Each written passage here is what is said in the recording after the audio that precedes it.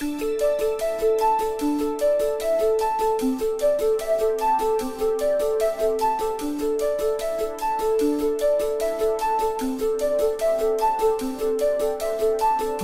my great pleasure to introduce today's keynote speaker for his keynote address on rethinking cybersecurity from the inside out, an engineering and life cycle-based approach for achieving trustworthy, secure systems.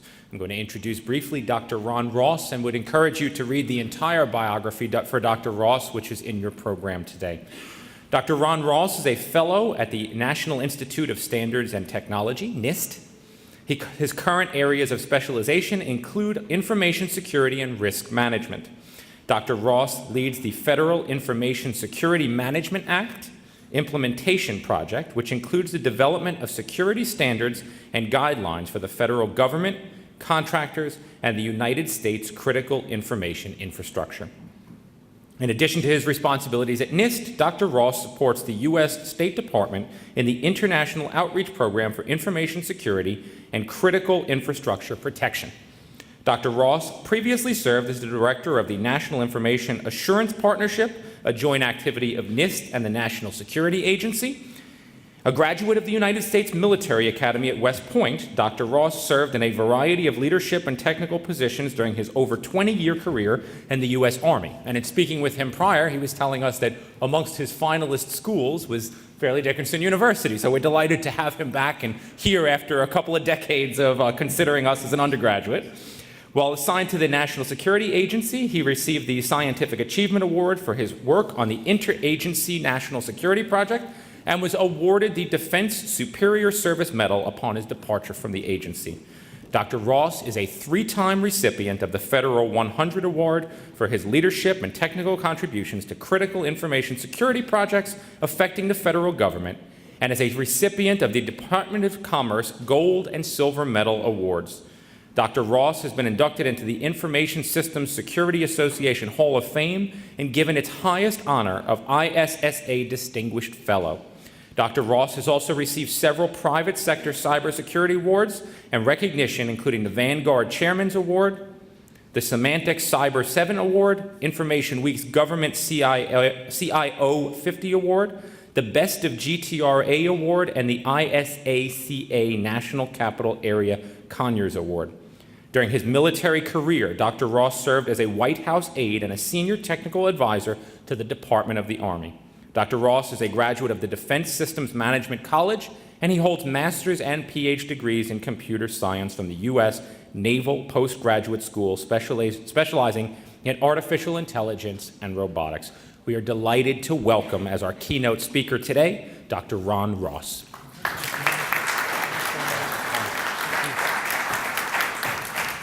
Good morning, everyone. Can you all hear me in the back? Good? Well, Mike was very kind.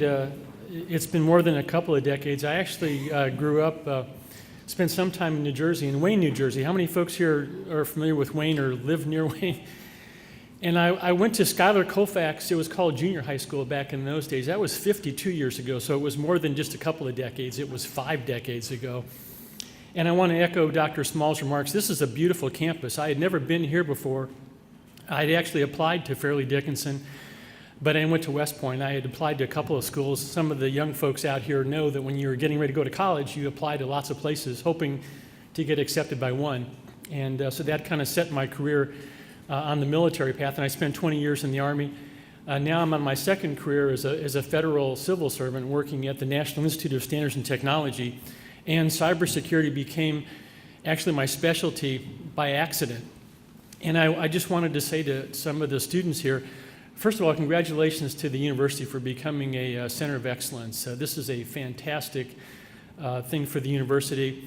It's going to help your students get on a career path that will literally carry them through for a lifetime of hopefully full employment for them and doing really challenging work.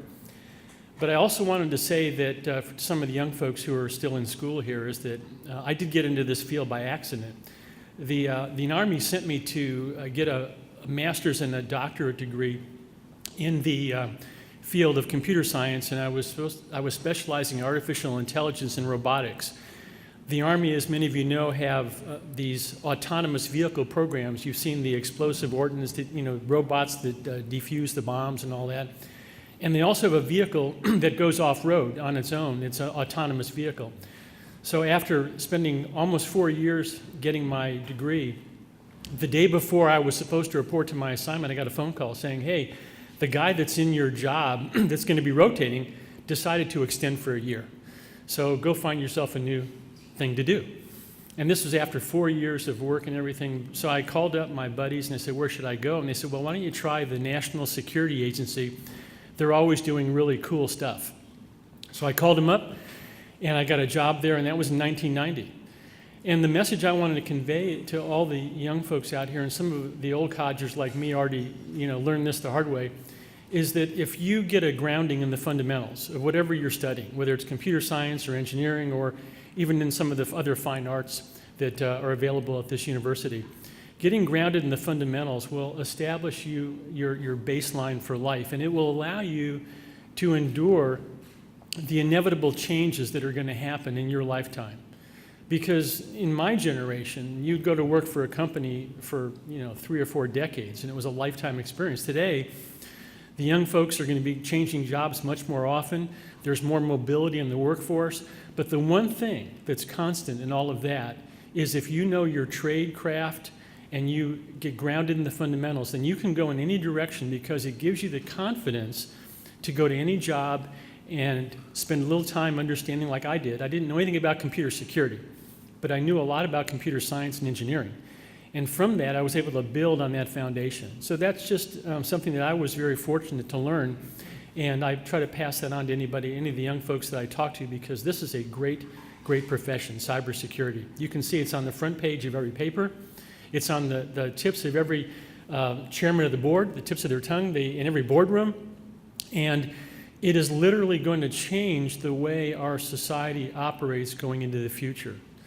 Because as Dr. Small said earlier, that we are literally putting computers into everything. And literally everything. And we're connecting all of that up in this vast world that we call the Internet of Things.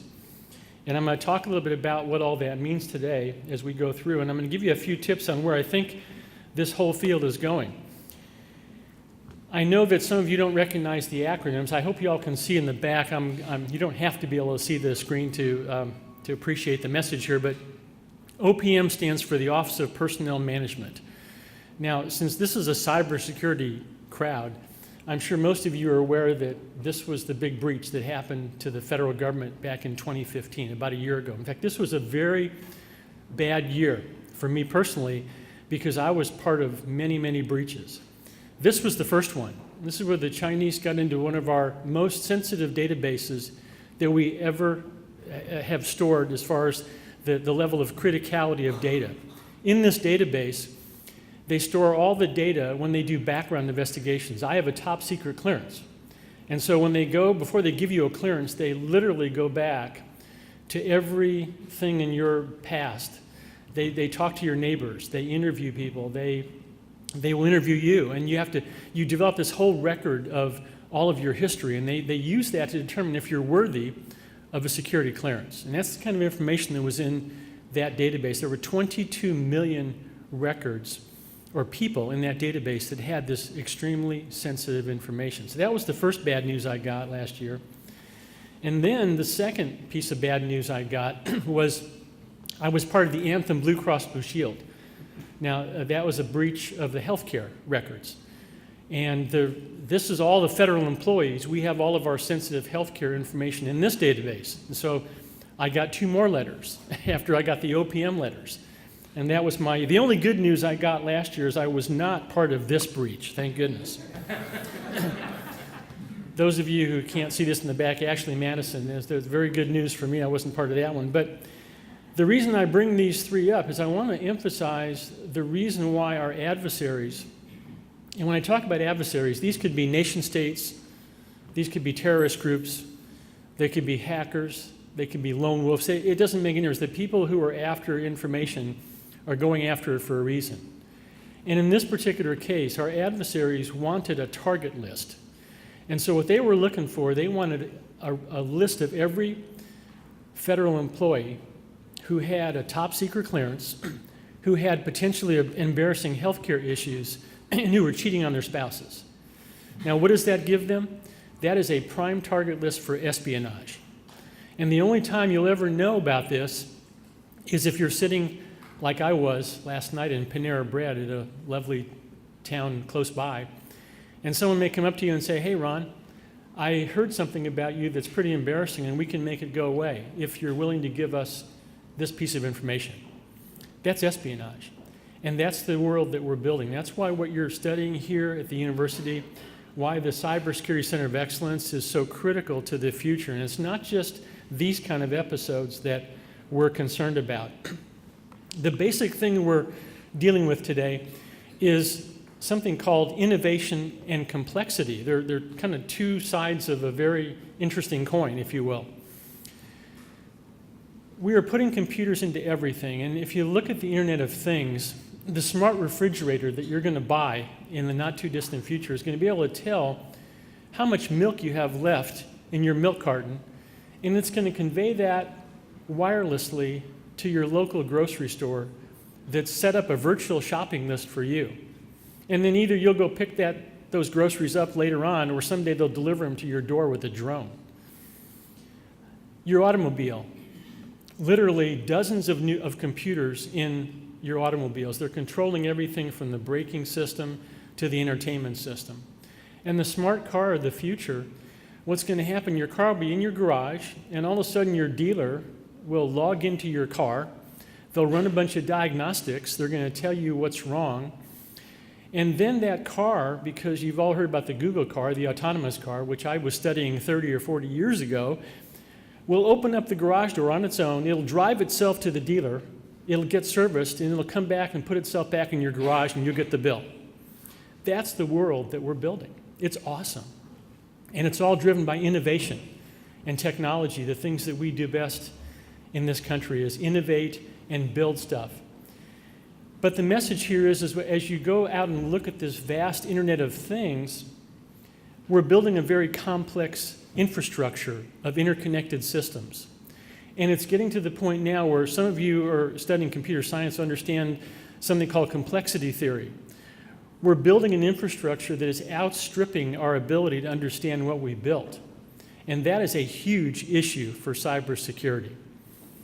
When you talk about the ability to prove a certain number of lines of code as being formally correct with formal methods, 20 years ago, the number was about 10,000 lines of code. I think it's only doubled. It's not that many lines of code now. And when you look at the typical operating system, like Microsoft Windows 10, it's probably 60 million or more lines of code. That's a lot of code. And then on top of that, you pile middleware and applications, hundreds and thousands and millions of applications. And you can see the kind of the metaphor I'm going to here. This complexity is becoming overwhelming. So we have to be able to deal with that in a way that allows us to manage and reduce the complexity, figure out what we've done, and then protect it.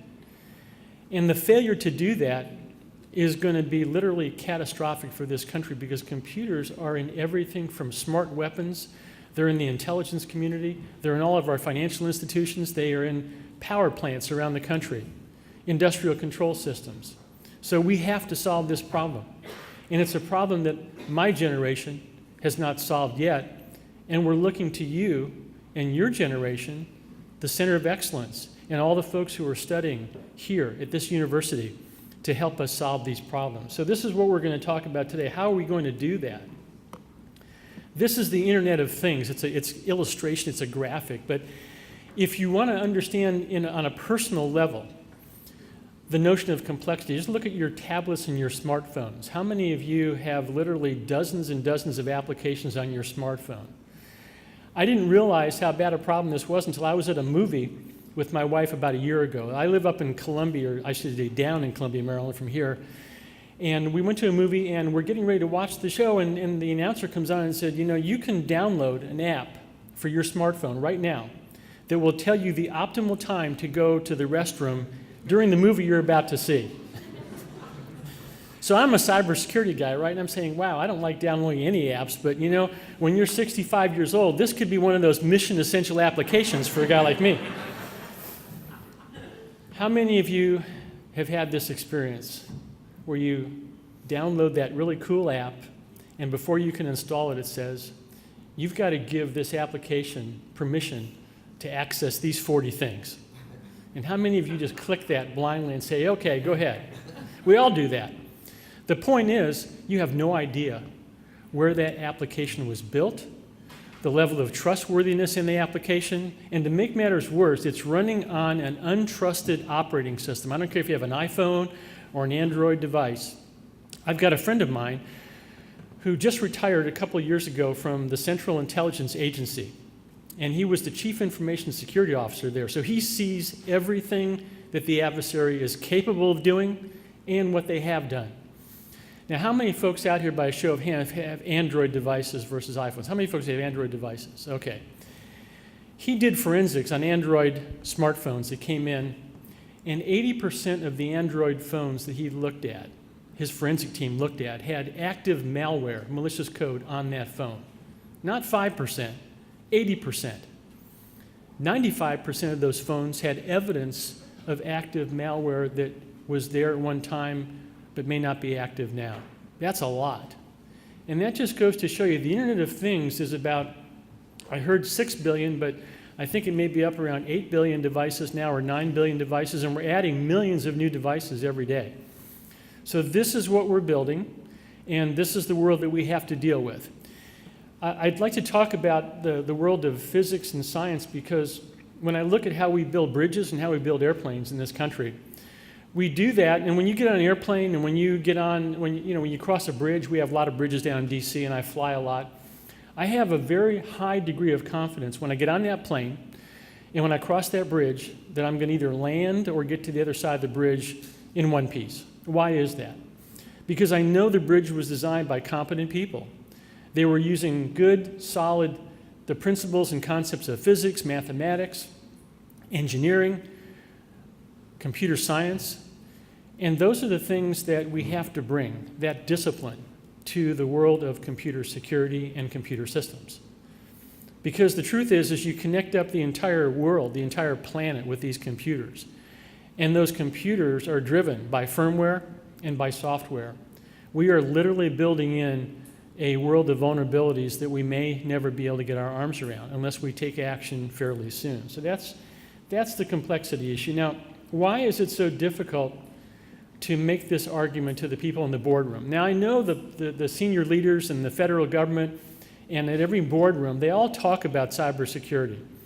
But then we look at the actual things that happen.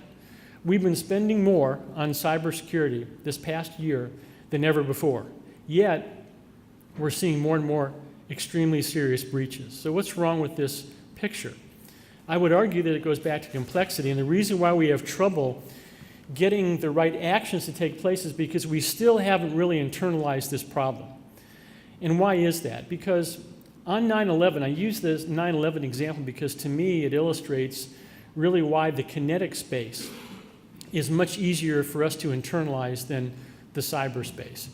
Kinetic space is an attack on the World Trade Center. That was very close to everybody here because we're not that far from the World Trade Center.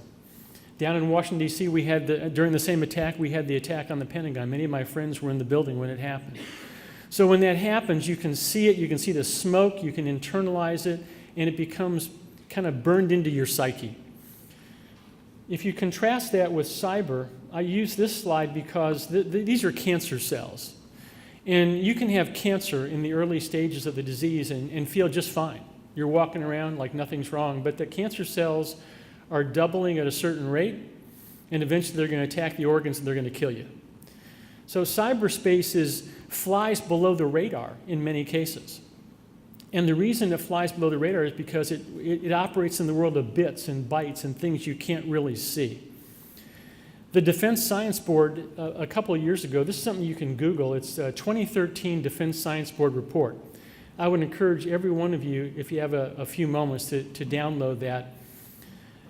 The Department of Defense asked the Defense Science Board, that's their primary arm of doing these research studies, could the United States withstand a massive cyber attack and still defend the nation? It's a pretty important question. And when they came back, and they came back with their findings, they talked about 3 different levels of vulnerabilities that we are all dealing with every day. The first level of vulnerabilities are things you'll recognize. Every Tuesday, when people come back to this planet 200 years from now and they're going to look at what were Tuesdays known for, we call it Patch Tuesday. Because every Tuesday, the big vendors release their latest patches for vulnerabilities that are known. The known vulnerabilities are the ones that you can see, you can put them on a list, and you can fix them. And those are the easiest ones to deal with, even though we complain about it and we sometimes have a lot of issues when we do patch, because we break things. Functionality breaks sometimes when you patch. But the second level of vulnerabilities that kind of fly below the radar are things called zero-day or unknown vulnerabilities. Now, this is when the adversary knows something about your network or your system that you don't know about. But you will very soon, because the threat actor is going to exploit that vulnerability, the unknown vulnerability, and it's going to cause mission or business impact to your organization. Now, when that happens, you either will lose your capability, your system will go down, or they're going to just establish a presence within your system or network, and they're going to steal stuff from you over a long period of time. That's called exfiltration. That was the OPM case. They were there for 7 months before we found out they were in the system. The average breach is not discovered for 2 years. So you can do a lot of damage in 2 years, especially in the world of internet speed.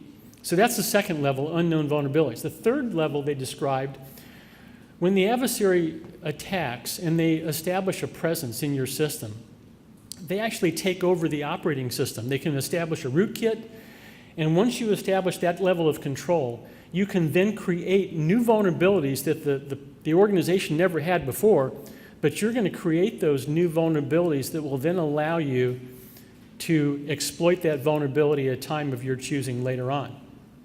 If you look at how the OPM attack occurred, they compromised a single credential initially. It was a password, and they were supposed to be using what we call two-factor authentication. Two-factor being like your ATM card. You have your PIN in your head, and you have your ATM card. If you drop your card on the street, nobody can use it because they don't have your PIN. And so that's the strength of two-factor authentication. Well, we weren't using that, unfortunately, and so somebody compromised that single credential, the password. The adversary got into that system, and then they marched across that system. First of all, they escalated their privileges. They got additional privileges that allowed them to march across that entire system into several other systems until they found the target of opportunity, which was the SF-86 database of that background investigation information. And then over 70 days, they just took it out piece by piece. And then our guys come in at the end of that breach. The forensic team shows up. The barn door's open. All the horses are gone. And we're looking around trying to figure out what happened. So I call this the N+1 vulnerabilities problem because most of the vulnerabilities that you're going to deal with in the Internet of Things are going to be unknown vulnerabilities because of the complexity. You see, complexity is equivalent to what we call attack surface. An attack surface is a fancy term for, hey, these are places the adversary, you're giving them greater opportunities to attack you and find that one weak spot where they can establish the foothold and then start to work their magic from there. This is not rocket science. The vast majority of breaches that happen today could have been stopped with what I call basic blocking and tackling, and it's just not happening. So the problem here is that when you have a world of complex infrastructure and this unbridled attack surface that continues to grow, you can understand every one of your vulnerabilities today, and you can write them down on a list, and you can fix every one of those vulnerabilities, and I'm going to bring you one more tomorrow. And the next day I'm going to bring you 10 more. And the day after that, I'm going to bring you 100 more. You can see the pattern here. Exponential growth in unknown vulnerabilities. Now, all the scanning tools in the world, our best scanning tools, and all the technology cannot solve this problem. The only way you solve this problem is through good architecture and engineering techniques, which allow you to segregate the critical data, protect it to a higher degree, and make the system a little bit more resilient than it would be otherwise. So I have this graphic here is kind of an illustration of what I'm talking about when I talk about, see if I can, there we go. When I talk about the complexity and how we are defending our systems in the future. Now, up to this point, most of you who are familiar with security know that our primary goal is to defend the system and make it as difficult as possible to get into. We call that penetration resistance. But we've been looking at threat data for literally decades. And we see, if you have a security clearance like I do, you can see where these attacks are coming from, who's being targeted, the ones that are actually successful, and the damage that's being done. Now, we know that about 90% of these attacks, if we're doing all of the basic blocking and tackling and the things that we know how to do, we can stop between 80 and 90%, I don't know what the exact number is, of these attacks. But even doing everything right and giving it our best shot, there will be 5 to 10% of the attacks that will get through. Now what do? That means the adversary is actually in your system operating, and in most cases, you don't even know they're there. And so that's why, when companies discover they've lost all their personnel data or patient records, they had no idea the adversary was even inside until that story was told after the fact. So what do? Well, we still have to harden the target. And this means we still have to apply our fundamentals that we've been dealing with for 20 or more years, that access control mechanisms, encryption, two-factor authentication, all of the good things that we know how to do to make that system and that network as difficult as we can make it for the adversary to get in. It's a work factor. They have to work a certain amount of time to get in, and that work factor is going to be really targeted to the level of criticality or value of the assets. In other words, they're going to be willing to work a lot harder for the really good stuff that's on their radar, and it's also maybe some of your most valuable information. And that's the way adversaries work. They don't like doing more work than they have to. So we have to do that. But then what do we do once they're inside? Well, we have to be able to, what we call, limit the damage the adversary can do once they're in. And that's the real lesson of OPM. And that's when Dr. Small mentioned big data. Everybody out there, whether you're working in the federal government or the private sector, we have this notion of big data and big databases. Now, in the OPM case, we had 22 million records that were accessible in near real time or real time. And the question is, do you have to have all that data accessible to your employees in real time or near real time? I would argue that a lot of data can be taken offline and air-gapped and not exposed, even at the first stage, to some of these attacks that are launched from the network. Limiting the damage can be done in time and in space. The way we do it in time is we now have a wonderful new technology called virtual machines, virtual machine technology, micro-virtualization. And when you churn the infrastructure faster than the adversary can get in and exploit, that's a good thing. They need to get in, and they need to have time on target. They need to have time to understand where they are, where the good stuff is, how to get there, and how to get it out. That takes time. And if you can use virtualization techniques, that means you can stand up virtual machines, even if malicious code gets into that VM. When that VM goes away, so does the malware. And so micro-virtualization, all those things, these are cutting-edge technologies that will help us make it difficult for the adversary to have a sufficient amount of time to get in and do a massive, exfiltration of information. So that's in time. Now in space, we have to use our architecture and engineering constructs, that's what we're going to talk about today in our new special publication, to be able to build an internal architectural infrastructure that has segments in it, or segmentation, where you have not all the data is placed in one place, but you build what we call domains. And you can strengthen every domain to the level that's necessary to map to the value of the asset. So you're going to work a lot harder to protect domains where you have really critical data, and you're not going to work that hard for those domains where the data is less critical. So we can limit damage in time and in space. Ultimately, our goal is to make the system and the network survivable. And what that means is you have to be able to, I call it limping over the goal line. You've got to be able to have a system or network that is survivable. It can operate even if it's in a degraded or debilitated state. And that's not always easy with the way we're currently building and architecting our networks and our systems. So ultimately, this gets down to a question of architecture and design, and that's really been the focus of our new NIST publication.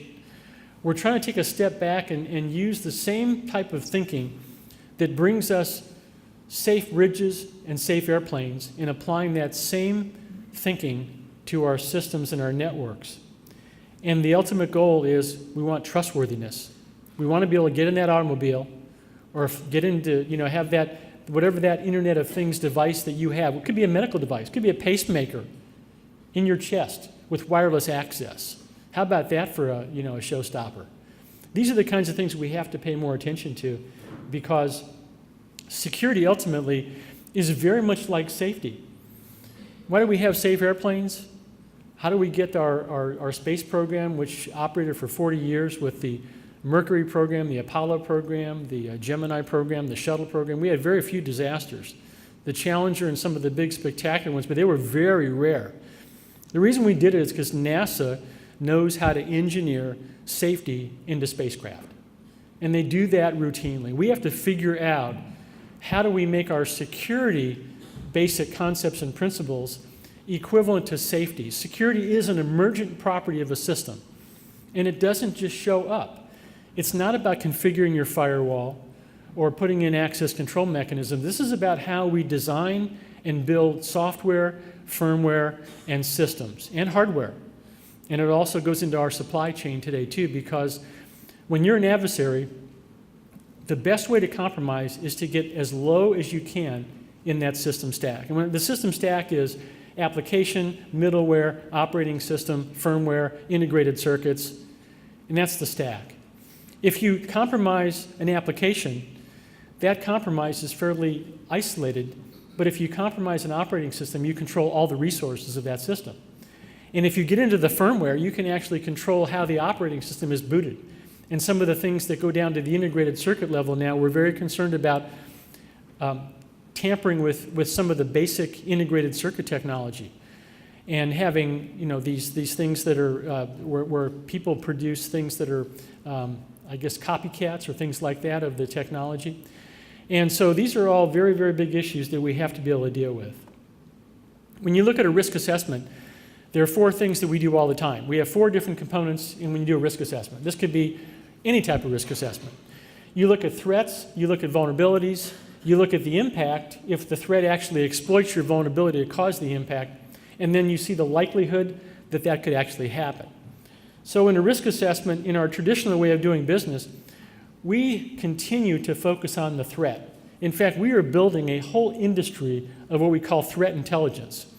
We love to go out and talk about the adversary and all the new cool things they can do, and we spend so much time on that we also are not focusing as much on what I feel is the most important part of the risk assessment, the evaluation and the focus on assets. Assets are things that you own. Those can be computers, they can be policies, procedures, anything of value. Assets can even include your people, the human element of that equation. And the way we solve this problem from an engineering perspective, since we can't protect everything to the highest degree, you have to figure out what assets do you own, how valuable are they, and what are the consequences if you lose those assets. And that's where this engineering work focuses. And that's really a different way of looking at our security business. What we try to do is figure out what things are most valuable and then apply good engineering concepts and constructs to engineer that solution up to the level of trustworthiness that we need to protect the asset. And we'll have a few examples of that a little bit later on. But this is the publication that is out in final draft on our website now. I'll have the website is on the very last slide. You can download this publication. And if you're in an engineering curriculum or a computer science curriculum, this document is one that you will definitely want to take a look at. Why do I say that? Because a lot of the basic foundational concepts and principles that went into this document came from the National Security Agency's program of systems security engineering, which they developed probably a couple of decades ago, I think. And we took the information and we kind of updated it, brought it into the 21st century, and we tied it to couple of international standards, not security standards, but system engineering standards. That's what we think is the really cool part about what we've done. We took a standard, and I'm going to give you the actual number of the standard. It's an IEEE, since they're co-hosting the conference, give a shout out to IEEE, and ISO standard. Sometimes ISO and IEEE, they find a standard that's so good and so compelling, they partner up. And this is one of those. Now, this is a standard for systems engineering and software engineering. It doesn't really focus on security as its primary objective. And the reason why we chose this is we said, look, for 3 or 4 decades now, in the security profession, we've been pushing security up the hill and trying to convince people it's important, it's worthwhile to do. We talk about baking security in and building it in. We've talked about it's become a slogan. We've never been able to do it. And sometimes we're in big rooms like this as security professionals talking to each other. And then we get fired up just like, in the locker room. And then we go out and we try to convince everybody this is worth doing. And it hasn't worked very well. So we said, let's go back and find out what the system engineers do. They build stuff all the time. They've been doing it longer than we've been around. And let's take all of our 40 years of concepts and principles and all the things that were developed over a long time, some from NSA, some from NIST, some from the private sector, going back to probably 1976 and the initial Anderson report. Let's bring all that expertise into the engineers world and say, hey, how can we help you build a better system and make it more trustworthy? In other words, we're going to bring all of our stuff into their house. And we're not going to say we're special. We're going to say we just want a seat at the table. So when you're building a system, most people recognize the concept of trade space. No matter what kind of system you're building, the stakeholders want everything. And then they find out, hey, we can't build an anti-gravity machine. We can't spend 10 years building the system, and it's going to cost too much. So you end up trading off requirements until you get to something that everybody agrees on. That's the way the real world works. Now, security, our community has to learn that we are really no different than anybody else in the trade space. We can't expect that everything that we think needs to be done always will be done just because we think it's a good idea. So we're bringing all of these great concepts into the world of the engineers. And we're going to sit down at the table with all the other stakeholders, and we're going to say, okay, if you're going to build a system and it's going to be supported by technology, here are some of the things you should be thinking about. Realizing that when it comes down to the actual requirements development process, some of our requirements in security are not going to survive, just like other requirements don't survive. So on these next 2 slides, I just want to give you a flavor of some of the processes that are in this engineering document. There are 30 different processes that IEEE and ISO have defined on building a system. Now these, on the first slide, just happen to do what we call, these are the technical processes. And some of you engineers out there will recognize this as a kind of a typical life cycle engineering-based process. What I want to call your attention to is in the 2015 update of this really good international standard, ISO and IEEE added a couple of new process steps at the front end. The first one they added, the brand new one, was mission and business analysis. That's huge because now this gives people in the security business an opportunity to be at the table when the mission and business owners are first sitting down to think about that next great business opportunity or the next mission they're going to have to carry out. And the nice part about this is this applies to government organizations or private sector, large organizations, small organizations, it's all the same. So this gives us a chance to start to have the dialogue and the conversation early so we can actually make a difference, because you can't add security in at the end of the process. So you can see how this emerges now. We're not showing up with a bunch of security requirements. What happens is we show up and we say, okay, here's some things you should think about. Now, what are the stakeholders' needs? for whatever system you're building, whatever mission or business you're going to support. And the stakeholders get to define their needs, and then they get to define their protection needs. We still haven't talked about security yet.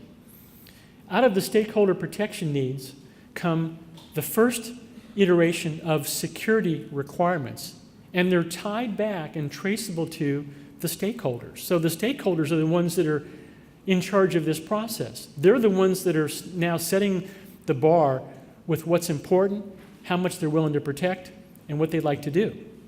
And those security requirements then get pushed into the third process, which is the actual system requirements. And a subset of those system requirements are going to be characterized as security requirements. So you can see that now we're not just showing up and pushing all of our security controls and requirements from the bottom up. We're letting the stakeholders define what's important. And that's huge because it now gets them invested in the problem space. The biggest problem we have today is that stakeholders in almost every big organization will outsource their security to the CIO or somebody downstream, the IT department. In reality, those requirements and all of that security work should be very much in the wheelhouse of the senior executives. They're the real mission and business owners. They have to not only own the mission of the business, they have to own the security space as well.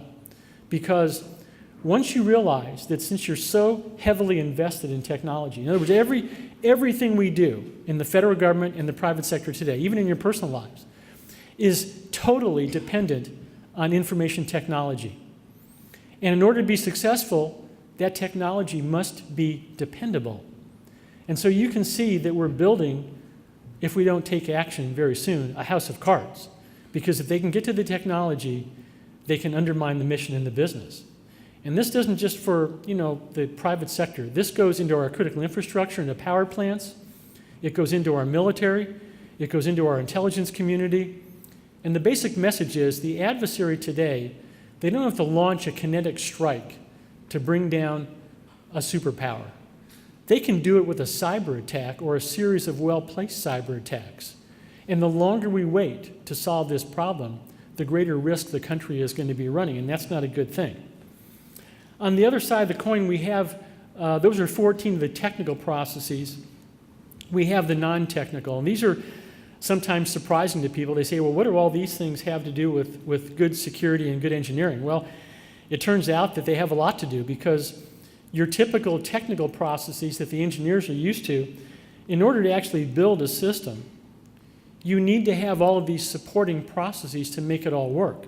And you can see the breadth of the processes that are affected by the security aspects. Everything from decision management to risk management, life cycle management, portfolio management, because most of our organizations don't operate with one system. They operate in a very complex enterprise of many systems. And there are many projects going on and portfolios of different things and everything. So the complexity not only is in the system, but it's also in the enterprise as well. And what we're doing, if you look at this whole guidance document, we're bringing discipline and structure to basically what today is anarchy and a lot of complexity and really an undisciplined world. And that is a pretty powerful concept. So very quickly, I just wanted to give you an example of one of our 30 processes, what we did in the security space. We took the human resource management. Now, this is one of those that you might say, well, gosh, how does that relate to security? Well, it turns out that in the IEEE ISO document, human resource management is very important because when you're building a system, you have to have competent people.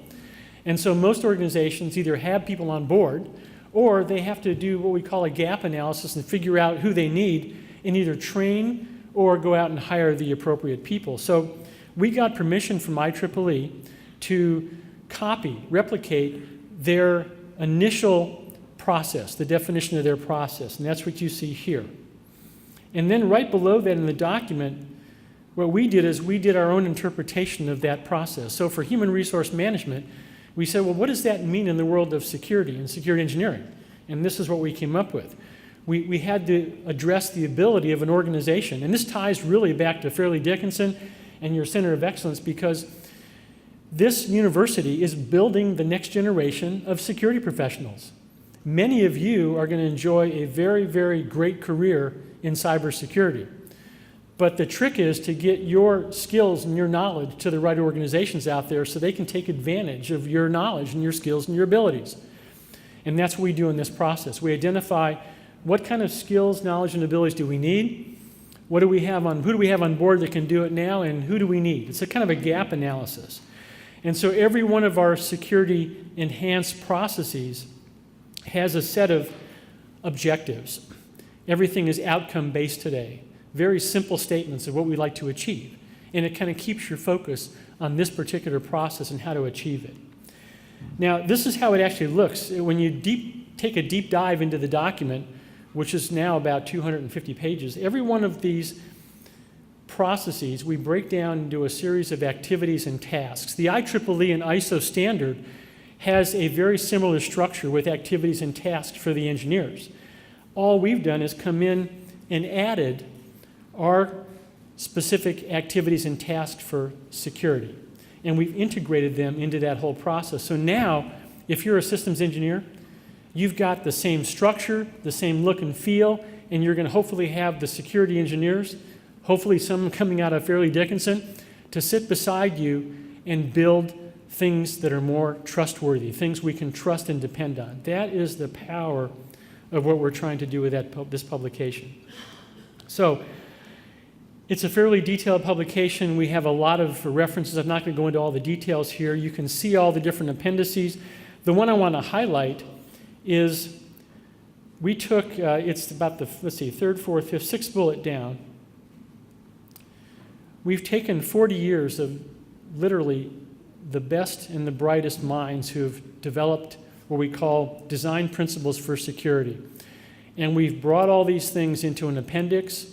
And all those concepts and principles have been articulated in every one of the activities and tasks that are in the IEEE and ISO standards. So we're really bringing what I call the necessary throw weight to actually do the job. Instead of just talking about security, baking it in, building it in, all that stuff that we talk about just as throwaways, we're now actually giving you a tool and a vehicle to do that. That's a pretty exciting thing. Just a few final thoughts, because I know you've got a long day of great presentations, and I think it goes without saying that we have to be able to do this in order to be successful. If we don't build it in, we're going to be sitting here a decade or two later with massive cyber attacks, horrific damage, as we've seen in these current set of attacks that we've experienced over the last couple of years, and nothing will ever change. It's very predictable. The ultimate objective we'd like to see, institutionalize cybersecurity. We shouldn't have to have chief information security officers. We shouldn't have to have a special group in every organization to address cybersecurity. It's kind of like, reminds me of the 1970s when the Japanese were producing really, really quality cars, and we weren't doing that well ourselves.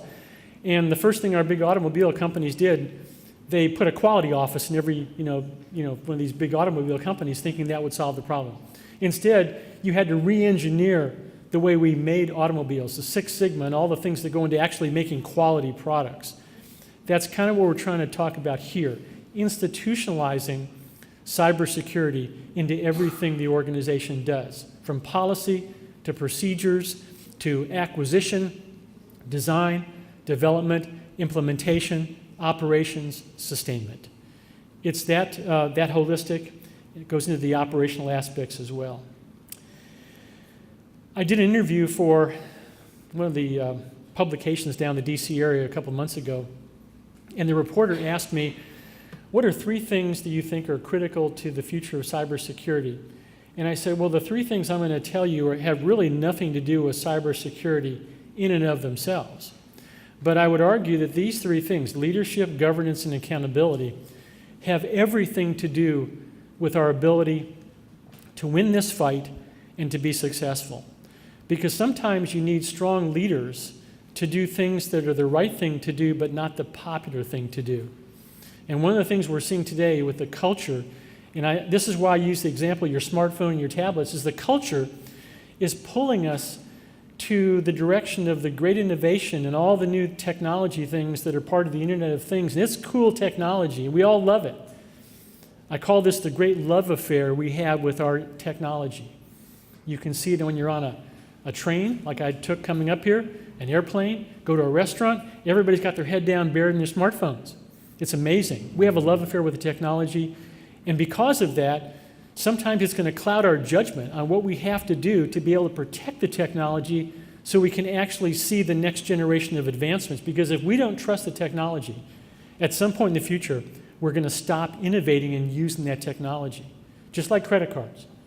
I'm old enough to remember when my first credit card didn't have any liability protection.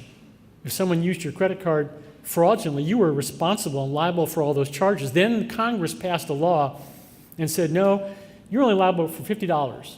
And so then when they did that, the use of credit cards exploded. That might not have been a good thing when looking back, but that's what happened. Governance is critical.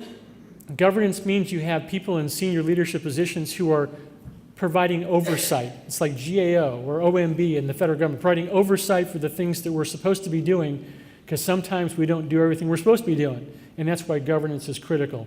And obviously accountability. If you're not accountable, then you can do any kind of risk management process, cybersecurity process. Not accountable, it's not going to work, because people can do whatever they want and then walk away. No matter what the damage, how many people get hurt, how many millions of people now like myself who have their literally the most sensitive information about every one of my family members out there on the internet, or whoever's got that stuff forever. You can't put that genie back in the bottle. I'm going to close with a quick story about the Cold War. I am 65, and so I go back literally to the Cold War days. In 1961, I was 10 years old, and we were literally in a race with the old Soviet Union. That's what we used to call the Russians before the Soviet Union broke up in 1990, or shortly before that, 89. Now, when this happened, we invested in something called the mutual, our doctrine back then was something called mutually assured destruction. In other words, we invested in what we call the nuclear triad. Some of you may have heard that during the recent political campaign. The nuclear triad are the bombers and the submarines and the missiles that are nuclear armed and provide us the ability to launch a strike if we have to. And the doctrine said we were going to be able to absorb a first strike from the Soviet Union and have enough capability to launch a second strike and destroy their entire country. And that kept us safe during the Cold War. We came close, 1962, the Cuban Missile Crisis. But the point is, this was the most expensive investment this country ever made. Why do we do it? Go back to the thing I talked about earlier, the value of the asset.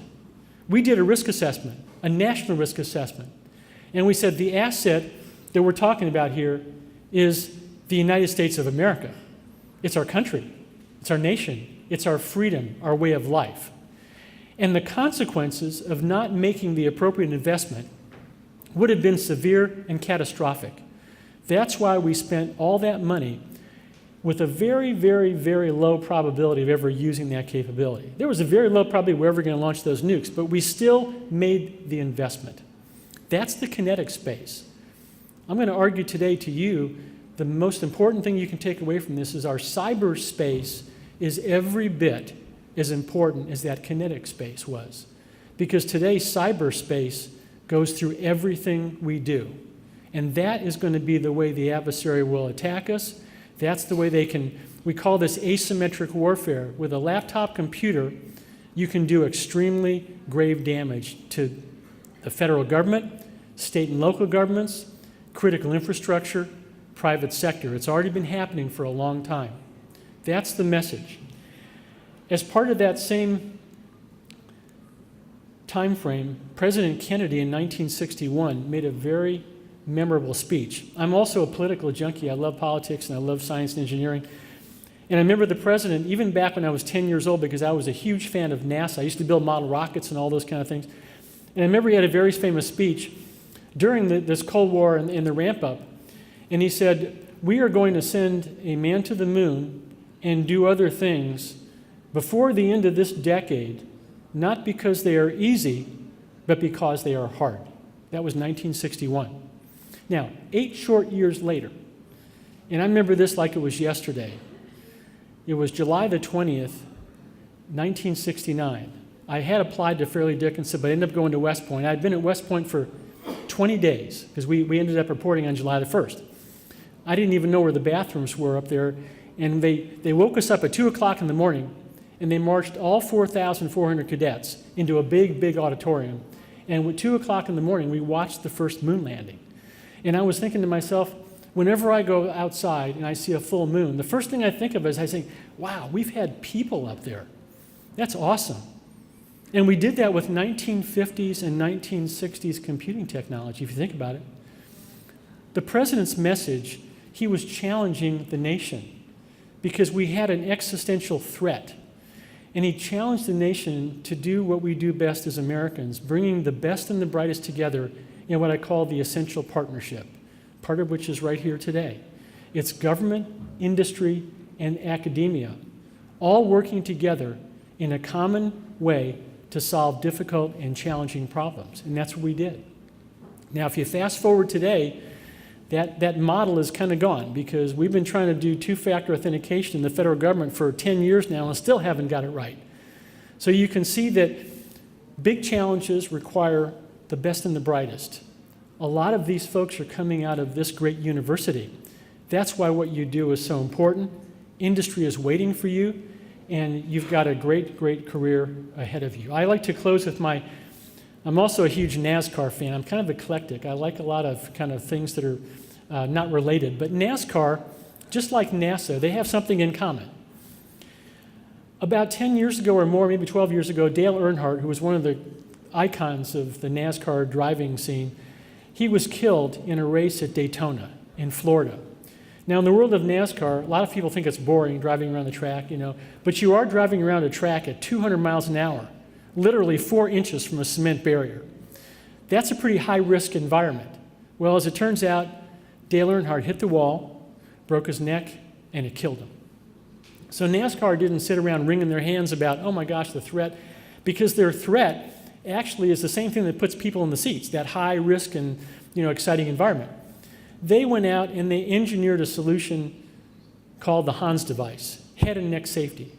Every driver wears that device when they get into that car. And now they're driving around that same track at 200 miles an hour. They're still hitting the wall, and they're ending up in a flaming pile of rubble, but the driver gets out of the car and walks away. That's engineering up to the level that you have to engineer to make a difference. That's what we have to do with our cybersecurity. And so this is the part of our new Systems Security Engineering program. We call it Race to the Top, Better Security Through Engineering. Again, here's our contact information. I want to thank you all for being so patient. Have a great conference, and thanks for inviting me. It was a pleasure this morning. Thank you, guys.